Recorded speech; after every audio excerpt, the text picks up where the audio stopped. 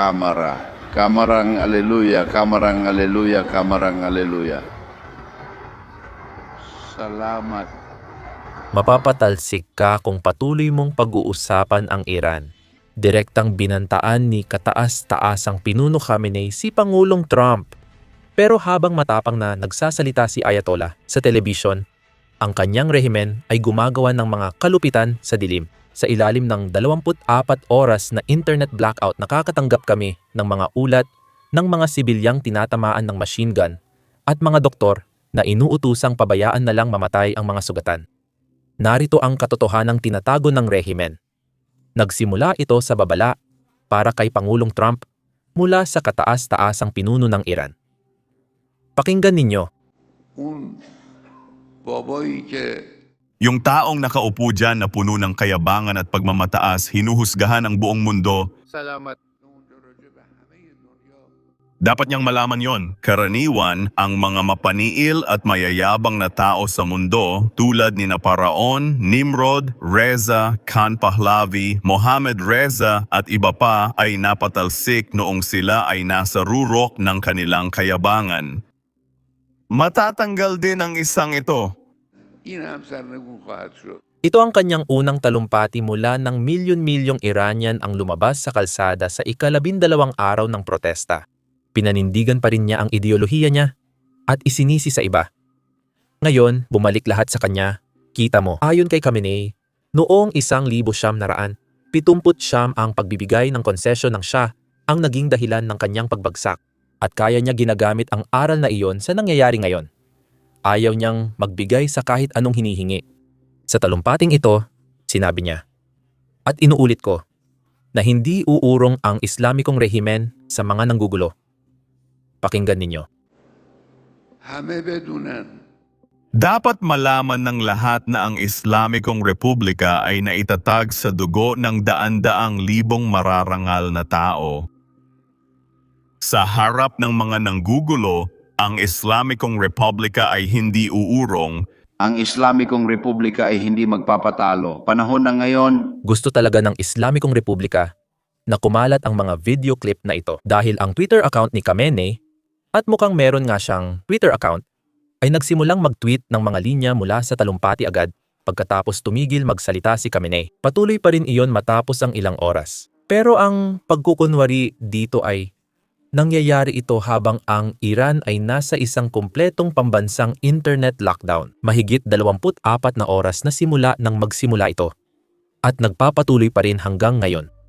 Sa palagay ko, ang mga tweet ni Khamenei ay para sa mga taga-ibang bansa, hindi sa loob ng bansa. Pero kahit ganoon, may mga problemang dulot ang internet lockdown. Una sa lahat, hindi namin nakukuha ang lahat ng balita tungkol sa mga nangyayari, pero may alam pa rin kami. Kagabi ay isa sa pinakamalalaking protesta mula nang itatag ang Islamic Republic. Milyon-milyong mga Iranian ang lumabas sa kalsada.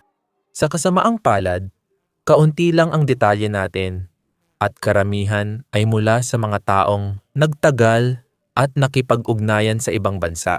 Isa sa mga ulat ang nagsabi niyan batay sa mga saksi at isang siruhano sa ospital sa Tehran. Makukumpirma kong marami ang napatay kagabi sa Tehran, Karaj at sa Harira. Ayon sa siruhano, nasa operating room siya buong gabi at kinumpirma ito. Mas marami ang napatay na nagpoprotesta ngayon kaysa noong 12 araw na digmaan. Ang 12 araw na digmaan ay naganap kamakailan sa pagitan ng Iran at Israel noong nakaraang taon at ang tinutukoy niyang bilang ay ang bilang ng mga sibilyang namatay na noong nakaraan ay higit sa 1,000. At ayon sa siruhanong ito, ngayon ay mas mataas na ang bilang ng mga namatay. Hindi ko alam kung buong bansa o ospital lang niya ang tinutukoy niya. Pero tingin ko, ospital lang niya ang ibig sabihin niya. Gayunpaman, may mga ulat mula Tehran at iba pang lungsod na nagpapakita kung gaano kabagsik ang nangyari kagabi sa mga nagpoprotesta. May video ang Iran International na nagpapakita ng maraming bangkay sa lupa sa Al-Ghadir Hospital. Silangang Tehran matapos ang kagabing protesta. Bukod pa rito, nakakakita rin tayo ng maraming video mula sa mga kalsada kung saan makikita natin ang mga nagpoprotesta na nakahandusay lang sa lupa at may dugo sa buong kalsada. Pinapatunayan nitong nagpaputok ang puwersa ng Iran kagabi habang shutdown ang internet. Sa video na ito, na hindi ako sigurado kung maipapakita sa YouTube, makikita ang hindi bababa sa 7 katawan sa lupa. At ilan ay kritikal ang kondisyon. Ngayon, alam nyo naman na delikado mag-cover ng balitang ito sa YouTube kahit naka-blur. Dahil hindi pabor ang YouTube sa mga protesta. Kung magsusubscribe kayo sa channel namin sa ibaba, malaking tulong na iyon sa amin. Balik tayo sa paksa. Ayon sa mga saksi, tinatayang 50 nagpoprotesta ang napatay kagabi sa lungsod ng Fardist gamit ang mga machine gun na nakakabit sa Toyota. Sa kabutihang palad, base sa impormasyong meron ngayon, mukhang hindi ito nangyari sa karamihan ng lungsod, pero sa ilan, nangyari talaga ang mga insidenteng ito. Nakakatakot at nakakakilabot talaga ang mga lumalabas na larawan at video. Dito natin gustong talakayin ang isang bagay na mahirap paniwalaan ng marami.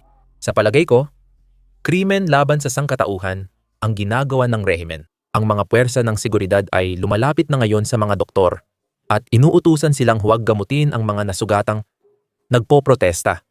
At ito ay mga lantad na pagbabanta. Binalaan nila ang lahat ng medical staff at mga profesional na kung mayroong mga nasugatang nagpoprotesta na dadalhin sa kanilang ospital, ang mga doktor ay kinakailangang i-report agad ang mga ito sa mga ahensya ng seguridad. Layunin ng patakarang ito na pigilan ang paglabas ng impormasyon ukol sa mga sugat na may kaugnayan sa protesta mula sa ospital. Mukhang particular ding tinatarget ng mga puwersa ng seguridad ang mga doktor na tumulong sa mga nagprotesta noong 2022 matapos ang pagkamatay ni Mahsa Amini. Akala mo hindi mangyayari ito sa bansang itinuturing ng gobyerno na teokrasya. Pero nagkakamali ka. Sa kasamaang palad para sa rehimen, mukhang hindi naman ito gumagana kahit kaunti. Matapos ang talumpati ng Ayatollah, mas dumami pa ang sumali sa protesta, hindi nabawasan. Ito ang dahilan kung bakit mas lantad na ngayon ang pagbabanta ng mga opisyal ng Iran. Ayon sa pinuno ng Iran, hudikatura, hindi magpapakita ng awa sa mga nagkakagulo. May ilang ulat na nagsasabing, karamihan ng inaaresto ng hudikatura ng Iran ay binibigyan ng parusang kamatayan. At literal kung ibig sabihin niyon. Sa kabila nito, palihim ng umaamin ang mga opisyal ng Iran na hindi nila alam paano mapipigilan ang sitwasyon dahil napakabilis lumalaki ng mga protesta. Tingnan mo itong ulat na ito. Maraming opisyal ng Iran ang palihim na nagtatawagan at nagte-text sa isa't isa. Dahil di na nila alam paano pigilan ang protesta, sinabi ng opisyal na posibleng makialam na ang Islamic Revolutionary Guard Corporation para ito'y hadlangan. Ngayon, gusto kong ilipat ang atensyon sa sinabi ni Pangulong Trump kagabi kung saan nagbigay siya ng pahayag tungkol sa gagawin ng United States. Kung itutuloy ng Iran ang ginagawa nila, posibleng mapatay nila ang daan-daan o libu-libong nagpo-protesta. Pakinggan ninyo ito. Sinusubaybayan mo ba ang mga protesta na nagaganap sa buong bansa ng Iran? Oo. Oo, sinusubaybayan ko talaga. At nabasa mo ba na si Ayatollah Ali Khamenei ay may plan B na pumunta sa Russia? Sa tingin mo ba makukuha ng Iran yon? Sa tingin mo ba nasa bingit na ng pagbagsak ang bansa? Pwede, oo. Ang ibig kong sabihin, ang ginawa nila noon, nagsimula silang pagbabarilin ng todo ang mga tao. At bigla na lang, ang mga taong walang kahit anong sandata ay nakatayo lang doon. At ang mga machine gun mo, pinagbabaril sila. O kaya naman huhulihin sila, dadalhin sa kulungan, tapos bibitayin at papatayin. Naging marahas sila, kaya sabi ko kung gagawin nila yon, lalabanan natin sila ng matindi. O tatapatan natin siya ng matindi, handa na tayong gawin yon. Kapag ginawa nila yon, tatapatan natin sila ng matindi. At sa ngayon, sa kabuuan, may ilan na nangyari, pero sa kabuuan, hindi pa nila ginagawa. May mga taong napatay, ilan sa kanila. Sobrang laki ng mga tao, kaya may ilan sa kanila na talagang parang natapakan, literal. Nakakatakot talaga, sobrang laki ng mga tao. Hindi ka panipaniwala ang kasabikan na pabagsakin ng rehimeng yon, pero may mga namatay na tao, pero mas dahil ito sa pagkamatay dahil sa literal na tinatapakan. Mga tao ang tumatakbo sa isang direksyon, kaya titingnan natin kung ano ang mangyayari, titingnan natin kung ano ang mangyayari doon. Alam nila na parang stampede ito, siguro yun ang pinakamagandang salita para dito. Madalas mong marinig ang salitang stampede para sa baka, pero ngayon pati tao nagkakaroon nito at marami ang nawawala dahil dito. Sobrang daming nagpoprotesta ngayon at wala pang nakakita ng ganito dati. Binalaan ko na rin ang Iran kung magsisimula silang barilin siya. Walang armas ang mga taong ito. Mahal nila ang bansa nila at nais ng pagbabago. Tingnan mo ang kanilang bayan. Bumalik sila ng 150 taon sa nakaraan. Sinabi ko sa kanila, napaparusahan natin sila ng matindi kung gagawa sila ng masama sa mga taong ito. Matapos ang pahayag ni Pangulong Trump, nagbigay rin ng pampublikong pakiusap si Rajab Pahlavi, anak ng dating Shah ng Iran, sa Pangulo. Inuulit ko, ito ay agarang panawagan para sa inyong atensyon, suporta at aksyon. Kagabi, nakita ninyo ang milyon-milyong matatapang na Iranian sa kalsada laban sa totoong bala. Ngayon, hindi lang bala ang problema nila kundi pati pagkawala ng komunikasyon. Walang internet at telepono. Si Ali Khamenei, natakot sa pagbagsak ng kanyang rehimen at sa suporta sa mga nagpoprotesta, ay nagbanta ng marahas na pagsupil sa mga tao sa kalsada. Gusto niyang samantalahin ang pagkawala ng komunikasyon para patayin ang mga batang bayani. Hinimok ko ang mga tao na lumabas sa kalsada para ipaglaban ang kalayaan at daigin ang puwersa ng seguridad. Kagabi, nagawa nila iyon. Ang banta mo sa kriminal na rehimeng, ito ang pumipigil sa mga tauhan nila. Mahalaga ang oras. Sa loob ng 1 oras, muling lalabas ang mga tao at hinihiling ko ang iyong tulong. Hindi ako sigurado sa gusto niya, pero tila humihingi siya ng welga. Ang Iran ay isang napaka-komplikadong desisyon para sa lahat. Hindi lang kay Pangulong Trump. Kahit para sa Israel, ang pagsisimula ng panibagong digmaan laban sa Iran ngayon ay magiging isang malaking sugal. Kapansin-pansin, walang mga protesta noong o kaagad pagkatapos ng 12 araw na digmaan na naganap noong Hunyo. Ang anumang pag-atake ay sugal na maaaring makaapekto sa pagkakaisa ng rehimen at tibay ng protesta. Maaaring ipakita ni Trump ang limitadong simbolikong pag-atake bilang aksyon. Ang mas malaking pag-atake ay tiyak na magdudulot ng malaking tugon mula sa Iran at mabilis na paglala ng sitwasyon. Simula noong digmaan at sa ilalim ng kasalukuyang Pangulo, sinikap ng Estado gamitin ang naratibo ng pambansang pagkakaisa. Nang magsimula ang mga protesta noong Disyembre 28, pinagsama nito ang panunupil at maingat na pagpapakita ng pagtitiis, na nagpapahiwatig na may ilang mga demonstrasyon na pinapayagan. Hindi lahat ng lugar ay ganoon. Sa may init na lugar tulad ng Elam, mabagsik at nakamamatay ang panunupil. Kamakailan, kapansin-pansin ang pag-aatubili sa ilang lugar kung saan umaatras ang puwersa ng seguridad kapag nagtitipon ang mga nagpoprotesta. Malinaw ito kagabi. Kahit marami ang unang lumabas sa kalsada, sa Tehran at iba pang lugar, mukhang taktikal, hindi prinsipyado, ang pagpigil na iyon at tila paghahanda lang sa mas malawak na panunupil kaysa alternatibo.